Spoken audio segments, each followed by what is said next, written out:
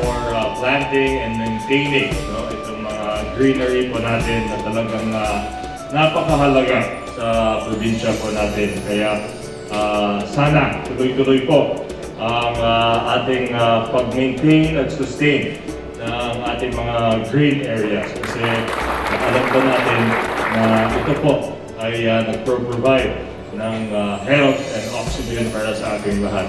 So we thank you and we assure you na itutuloy po natin itong GROW program, no, as we move forward.